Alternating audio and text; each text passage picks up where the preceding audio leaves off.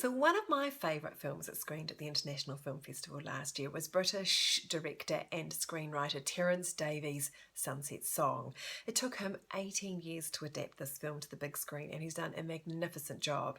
It's a gorgeous slice of poetic realism which is as cruel and harsh as it is beautiful and lyrical.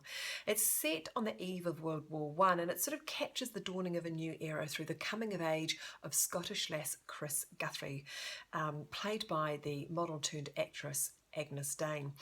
She's torn between her love of the land and her life on the farm and the opportunity to go to the city to become a teacher. But after a couple of tragedies, that choice is taken away from her, and she has to stay at home and run the farm. She does, however, find some joy in life when she marries Ewan, who is played by Kevin Guthrie, but then the Great War tears their lives apart. This is a film about endurance. I admit it is a tough watch, but if you can endure, you'll also find that it is a film about a great sense of hope as well. I have to be honest with you, I'm so sorry, I just haven't really picked the most relaxing films this week.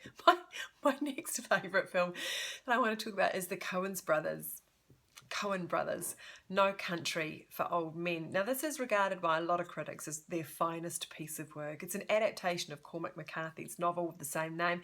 It's set in Texas. It stars Josh Brolin as a hunter who just can't stop himself from nicking some drug money, and then he has to deal with Javier Bardem, who comes after him to retrieve the money, and unfortunately he just happens to be a psychopathic killer. This is an extraordinary film. It's all about detail across every aspect of the film. The cinematography is amazing. The script is restrained and very clever. I mean, at times there is no script. The sound design is terrifying. You know, there's no music clogging up the background of this film. They just allow the sound design to just build the tension. It's brilliant. I mean, technically this is a gem of a film.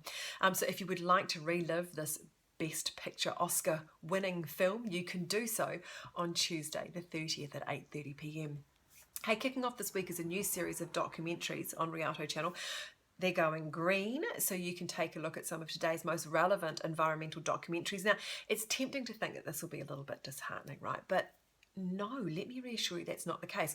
Some of these documentaries, such as Tomorrow and This Changes Everything, they actually take a really positive approach. They look at the solutions, not necessarily try and freak us out with the problems. And I don't know, I personally engaged in these films a lot because of that. This week you can catch Frackman, which is a story of an Australian pig hunter who became a sophisticated global activist against fracking, and you'll be able to catch that on Thursday the 1st of June at 8:30 p.m. So enjoy.